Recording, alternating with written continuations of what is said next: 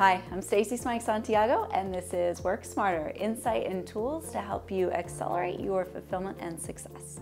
And what I have for you today is a must-have tool for directing your career. First, let me ask you a couple questions though. What were your top 3 professional development accomplishments in the last year? And what skills are you growing and have you measured?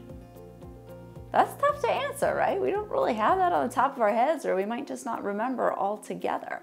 And that's a perfect example of why I want you to have a tool to track things like this. It is a management tool for your career that you can use now and for many years to come. It's so important that we have a weekly structure to measure what we're working towards. And why is that important? Well, we are conditioned for survival. And honestly, beyond that, we are often our own worst critic. We focus on what's not going well or what we still have to catch up to and what we haven't done yet. So what this is going to do is help you overcome that deficit and shift back to the positive truth. When you're documenting what's going well, what you're making progress towards, this is going to help you see your value and direct your career in a way that's positive for you. It also puts you in the driver's seat. It gives you control. You're not just waiting to see what's passed down from your boss or from the company. This gives you active leverage to shape how you're moving forward. It also gives you compelling, detailed information that you're going to need for performance evaluation. Going back and thinking, well, what did I do? If you're tracking that all along the way on a weekly basis, this becomes easy. It becomes easy to document both the hard quantitative information as well as the qualitative initiatives that are going to support perhaps your motion for a new position or promotion. And then honestly, without it, you're gonna forget it. If you're not writing this down, you can only store so much in your head. It's going to dissolve, become absorbed in the nebulous cloud, and you're not gonna remember it. So this is a tool, the achievement tracker. Write it down. What do you want to have in this achievement tracker? Well, a few things, right? First, you want to have professional development goals. What do you want to learn? What do you want to grow and accomplish through the year? These can be both job task goals that you have based on your role, and they can also be for your own guidance and what you want to achieve.